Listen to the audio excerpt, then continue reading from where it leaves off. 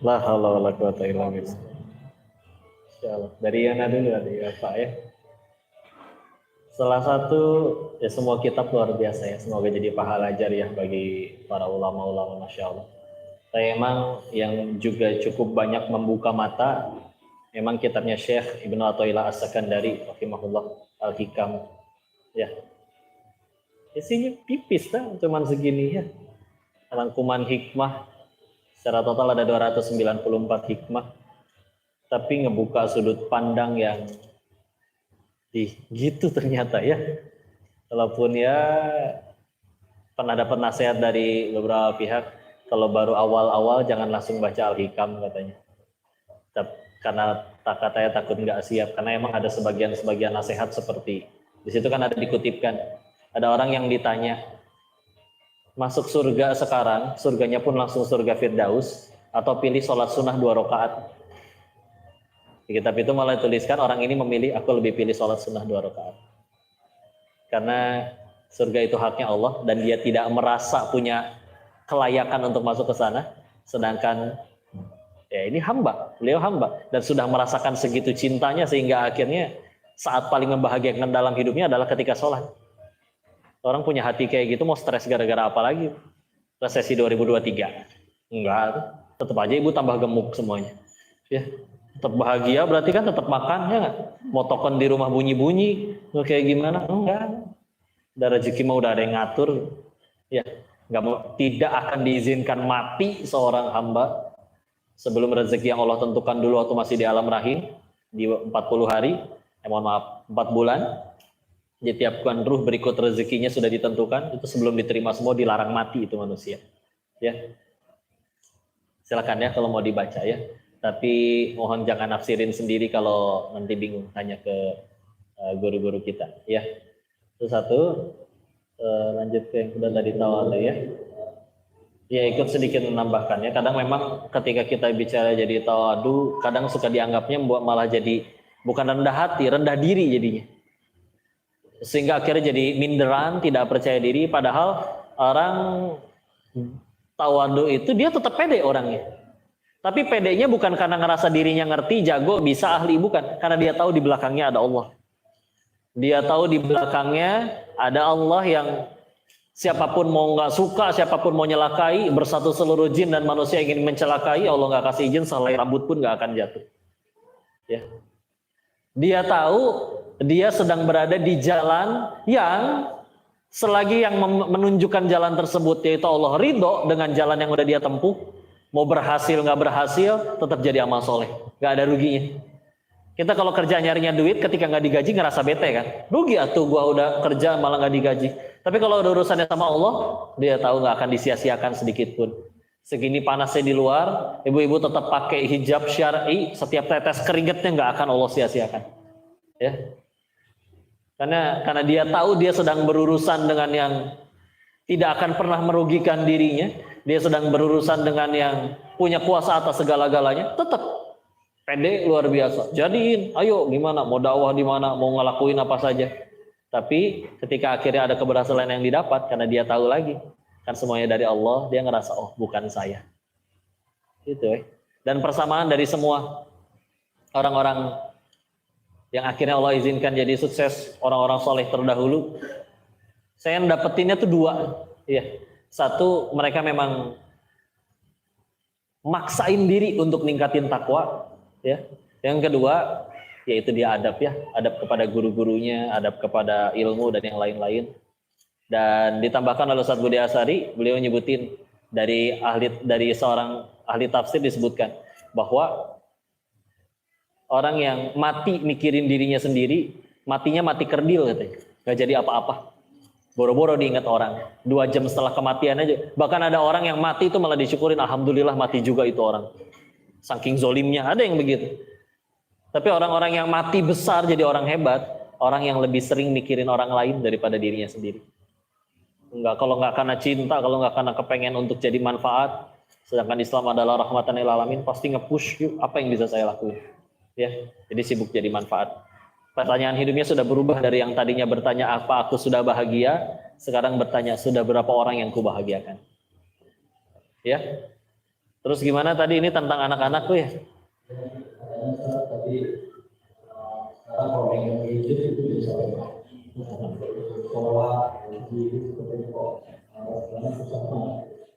Alhamdulillah tadi nanyanya ini ya. Kadang kalau pertanyaan tentang anak-anak tuh suka agak kurang tersusun pertanyaannya. Begini kok, saya mau tanya anak-anak kita, ya seolah-olah saya menikah sama ibu ya. Kalau anak-anak kita itu. Jadi kan kalau di rumah tangga kita, nggak apa-apa ibu ini mah biar ibu melek ya. Ada jadi dibecandain sedikit, ya. Itu Masya Allah ya. Yang saya tahu kalau dirangkumkan bicara pendidikan dalam Islam itu pilar utamanya dua. Satu doa, dua keteladanan. Ulangi, satu doa, dua keteladanan. Ya. Sisanya kalau ininya udah dua sudah dipegang, nanti tinggal bicara teknis. Anak umur berapa, gimana komunikasinya. Saya akan rangkumkan serapat mungkin ya, mengingat waktu. Bicara tentang doa, anggaplah contoh Imam Asy-Syafi'i rahimahullah. Beliau tuh kalau tahajud nggak doain diri sendiri, doain orang lain. Ya. Dan apa bedanya Nabi sama Rasul? Nabi kan dapat wahyu tapi nggak disuruh nyampein ya. Rasul dapat wahyu disuruh nyampein.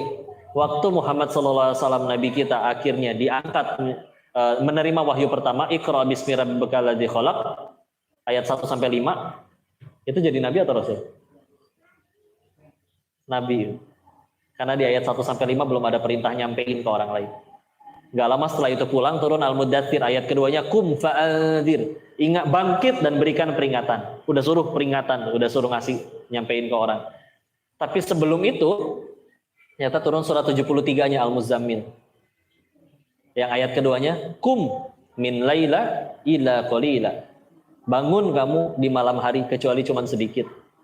Nisfahu awin kusminhu qalila. Setengahnya atau kurangnya sedikit. Jadi kadang kita ayo hebat ikut Nabi, ya. Tapi nabinya tengah malam sudah bangun, kita tengah malam masih bangun. Kan tipis bedanya, ya. Tapi ngepek. Sedangkan Imam Malik bin Anas pernah menasihati yang kalau kita terjemahkan maknanya seperti ini.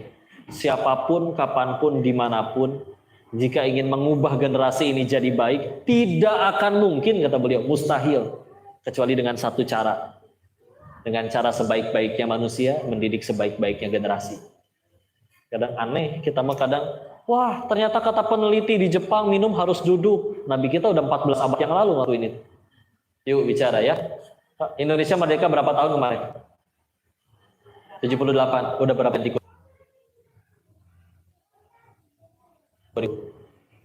Ya, dan Islam 14 abad nggak pernah ganti kurikulum, ya, masih Al-Quran dan Sunnah.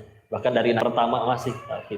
Bicara kapan antara orang tua dengan anak di dalam Al-Quran itu ada 17 kali.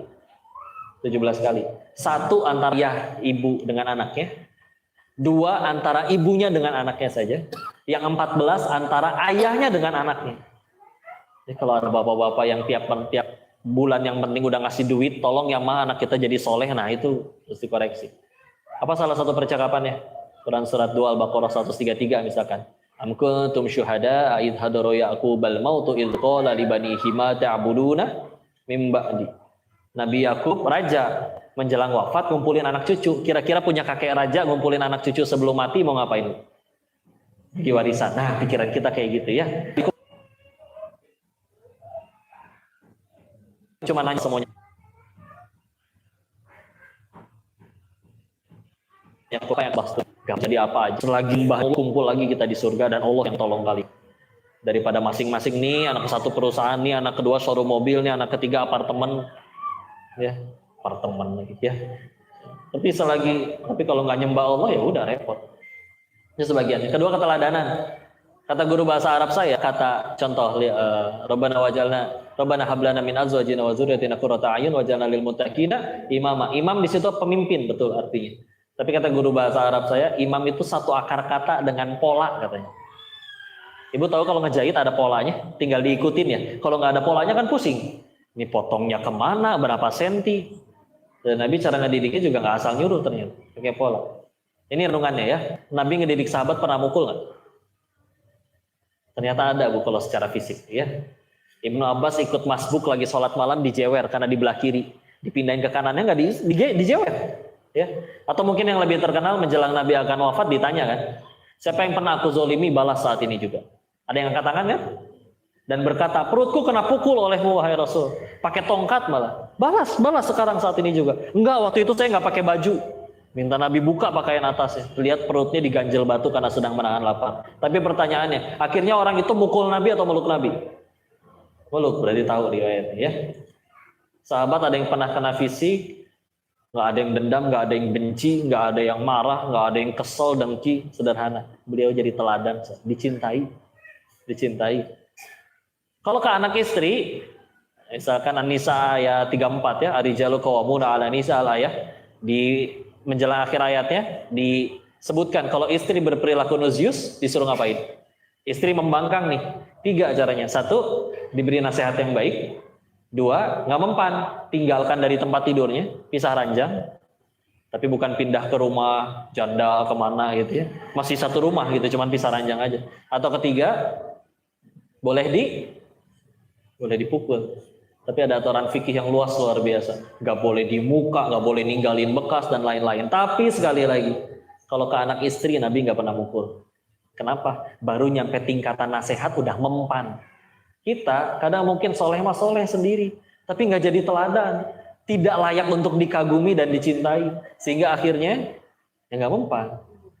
Dan kenapa kadang yang lebih sulit nurut orang yang di rumah, istri lebih sulit nurut sama suami, karena istri tahu modalnya suami, di luar dimintai fatwanya, dikagumi, tangannya dicium, di rumah, bangun subuh 8:30, ya. Susah kan pengen nurutnya, karena tahu modalnya. Makanya salah satu definisi ikhlas itu diminta untuk supaya ada orang, tidak ada orang, sama loh ya. Jadi ketika akhirnya itu sama, ya udah bisa. Sisi saya tinggal bicara teknis tuh. Karena Nabi dapat dua-duanya, ngedoain iya, dan beliau amat sangat layak dikagumi. Sampai minta di sekolahan ya, silakan kalau di sini ada yang di instansi pendidikan, masuk ke kelas, sampein ke anak-anak, kasih kertas putih masing-masing. Nah, kasih waktu 5 menit, tuliskan kebaikan orang tua kalian, keutamaan, kemuliaannya. Jangankan 5 menit, setengah jam juga ngahuleng itu anak-anak, apa bagusnya si bapak ya. Beneran. Pengen ingat kebaikannya, nengok tangan, di biru masih dicubit tadi malam. Kaki bekas kemoceng masih ada. Walaupun ada sedikit pernah nemuin anak yang dia sampai minta kertas lagi karena belum selesai menuliskan kebaikan orang tuanya. Ketika dilihat anaknya lebih beradab, lebih cepat menyerap ilmu, orang tuanya juga jadi manfaat di masyarakat. Ketika udah kagum itu anak sama orang tuanya. Kita kadang soleh sendiri, nyuruh sholat mah iya, tapi tidak membuat yuk jadi yang mengagumkan gitu. Ya, sampai ada ucapan kayak gini nih, orang udah sukses, dia kentut juga dianggap kata mutiara. Tapi kalau belum jadi apa-apa, ngucap seindah apapun dianggap kentut. Bukan berarti kita ngejar terkenal dan dikagumin orang, enggak. Tapi memang itu memudahkan untuk dakwah. Ya. Jadi orang tuh yang mengagumkan. Dibilang nggak ada waktu, bohong. Sehari megang handphone berapa kali? Ada survei nyebutin 313 kali sehari. Meskipun cuma nengok 2 detik, kantongin lagi karena nggak ada WA. Ya. Dan rata-rata, namanya rata-rata ya, ada yang lebih, ada yang kurang. 5 jam dalam sehari. Tapi kan kebanyakan 5 jamnya jadi nggak jelas. Entah jadi gibah atau hanya ketawa-ketawa doang. Lucu, udah scroll, ya ini juga lucu. Udah di tap, udah selesai. Tahu-tahu habis 3 jam hanya jadi canda tawa nggak jelas. Bukan berarti nggak boleh tertawa juga, bukan. Tapi ya ini luas ya. Tapi intinya tadi ya, doa dan keteladanan. Jadi mudah-mudahan ini kejawab yang tadi dua-duanya ya, karena sama-sama bicara tentang masalah anak-anak kita. Insya Allah. Wallahu a'lam bishawab. Mungkin ditambahkan oleh guru kita, Ustaz.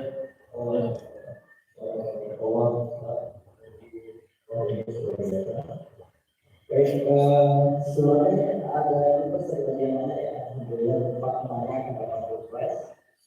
Nanti ini ada izin IG nanti koi. Siap, pegang. Ada admin tapi pegang sendiri. Siap. Tapi bahasa yang buat baik, ada yang mana yang kedua? Lagi dari ibu.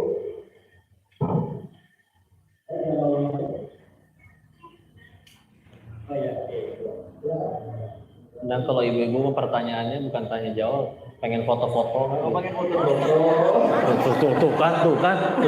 Disulut sedikit. Alamat yang pertanyaan juga berbeda. Waalaikumsalam warahmatullahi wabarakatuh. Denis juga. Masya.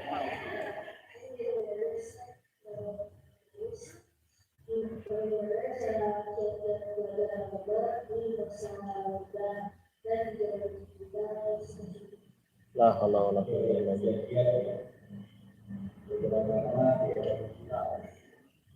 Jadi pada Mas ekonomi Mas. Sebenarnya pada kemudian dia kita nama alamat dan juga bicara.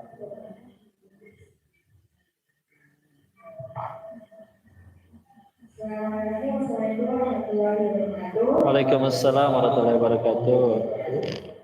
Pertama, saya Fitri dari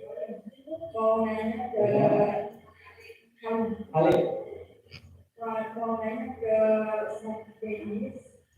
Pertanyaannya adalah apa bedanya antara kebahagiaan yang benar-benar dari Allah, kebahagiaan yang sejati dengan yang istimewa? Soalnya di era zaman sekarang viral banget medsos jadi karena kita melihatnya itu kebahagiaan dari Allah apa yang sudah usia belum. Ya. Terima kasih. Assalamualaikum warahmatullahi wabarakatuh. Waalaikumsalam warahmatullahi wabarakatuh. Set. sesuai hak untuk Lah, menulis kalau Denis. Kita ini dari kita apa kita harus lihat. betul loh, itu adab loh ya. Adab betul. Di kita adab disebut kalau tidak ditanya nggak jawab. Dan salah satu tanda kematangan ilmu itu, masya Allah ya. Nah salah satu yang nggak matang tuh nggak ditanya ngoceh terus ngejawab ya. Masya Allah. Anda minta izin Zat ya. Masya Allah. Alhamdulillah. Enaknya ketemu Rasulullah itu salah ada yang ngoreksi, nggak tahu dirangkul, punya dosa disemangati ya. Alhamdulillah. Jadi bukan disemangati bikin dosa lagi ya. Di ini. Baik, kesilah. Mana Denis kayak berasa manggil diri sendiri ya. Tadi pertanyaannya teh apa tadi itu? Kiat ya. Nomor satu majelas minta tolong kepada Allah ya. Karena kadang yang skip dari diri manusia tuh minta tolong kepada Allah ya. Contoh ya, waktu itu ada yang nanya, kok gimana biar bisa bangun tahajud? Saya kan udah pasang alarm 3 ya. Dan masing-masing tuh di satu handphonenya tuh nggak cuman udah mah handphonenya 3, masing-masing satu handphone 3 waktu alarmnya ya. Jadi 9 sebetulnya itu alarmnya. Udah gitu udah minta tolong bangunin dengan siapa dan yang lain-lain. Kadang satu yang skip, udah minta tolong kepada Allah sebelum tidur. Ya Allah, hamba mohon izinkan hamba bangun ya Allah nanti malam pengen sholat barang 2 rakaat izinkan ya. Cobain ya. Bangun nanti, meskipun nggak pakai alarm, meskipun ada aja mudah bagi Allah ngutus nyamuk kek atau pengen pipis kek ya. Dan ini sama. Dan nasihat dari guru kami dari Al-Baqarah surat kedua ayat ke-282-nya, paling panjang tuh satu halaman. Kalau di mushaf standar di sebelah kiri. Oh itu ayat tentang hutang piutang, iya betul. Tapi di belakangnya ditutup dengan nasihat dari Allah. Wattaqullah wa yu'allimukumullah. Kamu takwa sama Allah, nanti Allah yang ngajarin kamu. Kadang salah satu yang masih kita lakuin, yuk nge-push benar, asain. Kok udah 5 waktu dan udah selalu tepat waktu nih, nggak zuhurnya 2:30 atau asarnya 5:30, enggak, pokoknya azan langsung misalkan, ya. Terus apa? Mulai duha. Kok duha 6 bulan ini udah nggak pernah bolong, mulai tahajud. Kok tahajud udah nggak pernah bolong, terusin, nge-push. Mereka maksain diri untuk takwa, nanti Allah yang ngajarin. Ya, kalau udah sampai Allah yang ngajarin, gimana bisa lupa? Ada aslinya kan manusia punya ilmu bukan manusia yang pintar. Tapi sang pemilik ilmu ridho nggak nitipin ilmunya di kepala kita? Kalau Allah udah mau cabut, hanya perlu cangkang cau, tahu cangkang cau? Kulit pisang, ya. Beres wisuda S3, profesor gelar berentet turun dari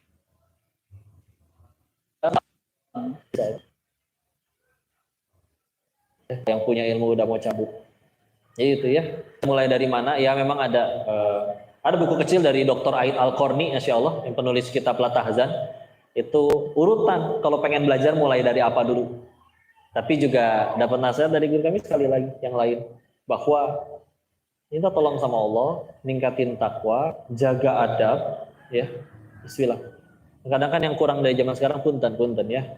Dicontohin kok oleh Nabi Musa alaihissalam ketemu Nabi Khidir. Nabi Khidir itu kan dikomplain terus-terusan sama Nabi Musa perbuatannya. Tapi selagi dia judulnya guru, Nabi Musa nggak mau ninggalin sebelum emang gurunya yang mengatakan berpisah. Kalau kita meraktekinnya di zaman sekarang, punten. Ketika kita udah berniat ngaji sama seseorang, ya, niatin, maka jangan berhenti sebelum beliau yang menentukan. Kamu udah harus lanjut kita belajarnya kepada itu. Atau kadang yang palingnya salah, jangan pernah minta libur sebelum beliaunya yang bilang hari ini kita nggak bisa ngaji. Itu kan gampang. Aduh hari ini traktiran teman, udah nggak bisa ngaji dulu. Hilang tuh adab beneran demi Allah. Ya, Nabi Musa nggak pernah mau meninggalkan gurunya, meskipun gurunya di pandangan Nabi Musa kan salah berkali-kali, dikomplain terus-menerus, tapi nggak mau berhenti selagi memang gurunya yang bilang berhenti. Ya, itu juga ya gampang. Libur, gurunya nggak akan marah, iya nggak akan marah, tapi kan adab hilang. Dan cara kita ngerayu Allah mau nitipin ilmu atau enggak kan kita pakai adab juga. Ya, silakan. Dan itu baru satu adab ya, baru kepada guru. Yang selanjutnya tadi pertanyaannya terkait, oh iya, baik, bismillah. Cara paling gampang untuk mencegah supaya itu tidak jadi istidraj sih caranya sederhana ya. Apapun yang kita terima dan terjadi dalam diri kita, jadiin itu jalan tambah dekat sama Allah, gitu aja. Dapat duit nih, ya Allah ini teh istidraj nggak ya? Nah, biar duit itu nggak jadi istidraj, gimana caranya duit itu harus jadi amal soleh? Setengahnya disedekahin mungkin, atau sebagiannya, atau pokoknya jangan sampai dijadiin maksiat, ya. Kalau bicara tentang cirinya, yang kami ketahui sejauh ini ya, memang kalau bicara tentang istidraj itu karena dapatnya juga memang sebagai hukuman, udah Allah cuekin, jadi memang berat dipakai untuk ketaatan. Dan lebih mudah dipakainya untuk kemaksiatan, untuk yang Allah nggak suka. Makanya duit hasil menang judi susah ya, gimana cara? Biasanya menang judi itu dihabisnya tuh nggak jelas. Nggak ada yang menang judi, nah akhirnya 75%-nya untuk anak-anak yatimku, nggak ada ya. Nah, kan harus dua kan caranya, niatnya benar, caranya benar gitu ya. Nah, makanya sekali lagi caranya Robin Hood juga berarti salah. Karena sekali lagi harus niatnya benar, caranya benar, nggak bisa salah satunya. Dan tapi bahagia yang didapat dari yang asli, yang Allah ridho dengan yang Allah tidak ridho, dari rasanya izin. Contohnya seperti ini ya, dibeliin handphone baru seneng nggak? Seneng ya, tapi bisa bosan nggak sama handphonenya? Ada orang bisa bosan padahal barunya di tokonya masih bahagia, nyampe parkiran udah bete lagi. Ya Allah, ada spanduk keluar hari ini rilis handphone terbaru, harganya lebih murah dari yang kamu beli ya. Sengaja lagi menunjuk kepada kita ya, dan spesifikasinya lebih tinggi. Kita kan, aduh hanjakal, nyesel, mana nyicilnya masih 2 tahun. Bisa bosan ya. Tapi bahagia yang seperti ini pernah nggak? Ya misalkan kayak Ramadan gitu ya, berkahnya luar biasa, semua masjid berkelebihan makanan. Kita dijamu di mana, udah kenyang pun masih disuruh bungkus. Sedangkan kita tahu segini kenyangnya, kayaknya nggak usah sahur juga bisa kuat. Dan juga di rumah nggak ada orang, misalkan tinggal sendirian, pasti jadi sampah ini makanan. Karena makanannya juga nggak awet sampai besok, kulkas nggak punya, kan pasti kebuang kan. Sedangkan perut kenyang luar biasa, cuman karena nggak enak ya udah saya bawa pulang. Lampu merah ketemu sama yang kita kira mungkin beliau lebih membutuhkan. Parkir ke pinggir, diserahkan kepada bapak-bapak. Dan ketika nyerahin, bapaknya membungkukkan badan sambil mendoakan dengan tulus, Masya Allah adek, terima kasih. Bapak pikir gak akan makan malam ini, tapi maaf gak bisa balas apa-apa. Mudah-mudahan adek dimuliakan sama Allah, dilancarin rezekinya, dijaga dari segala masalah, musibah dan lain-lain. Terus itu dosa. Jujur bahagia gak didoain orang kayak gitu? Bahagia ya. Sepanjang jalan cengar-cengir, ya Allah si Bapak, apa sih yang saya kasih? Sesuatu yang bakal jadi sampah, harganya pun murah, nasi kotak tuh masih dapat 15.000 sekotak, ya.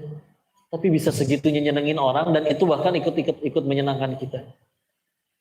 Sama-sama bahagia kan, sama kayak beli handphone baru, sama ini juga ada bahagianya. Tapi kenapa rasa bahagianya beda ya? Mungkin itu bedanya bahagia yang datang dari Allah, ridho, sama bahagia yang cuma sekedar dipuasin hawa nafsu. Ya, paling enaknya udahlah, jadiin semua jadi amal. Kalau pengen curiga silakan ke diri sendiri. Ya, berusaha, ya Allah dapat duit nih tiba-tiba nih. Perasaan ibadah saya lagi kendor. Kenapa malah dapat duit lebih banyak? Kenapa naik gaji? Kenapa dapat bonus? Untuk mencegahnya gampang. Pastiin ini digunain buat untuk jadi amal soleh. Karena kalau misalnya memang berat untuk jadi, kalau emang biasanya kalau memang itu istidraj, berat untuk dijadiin amal. Bahkan ada orang pengen beramal dengan hartanya dan tahu harta itu ujian, nyampe lampu merah biasa ada yang minta, nggak ada yang minta. Ke masjid kotak amalnya lagi digembok semua. Sampai datang ke panti ditolak, mohon maaf kami panti baru, anaknya masih sedikit, donaturnya sudah terlampau banyak, takut gak amanah, bawa pulang lagi aja duitnya. Nangis tuh orang di depan panti, ya Allah engkau segitu tidak inginnya menerima ini jadi amalku ya Allah. Oh enggak, Allah nggak izinin tuh jadi amal juga. Ya, oke ya udah bismillah ya, jadiin amal. Yang penting jadi tambah dekat sama Allah. Allahu a'lam bishawab.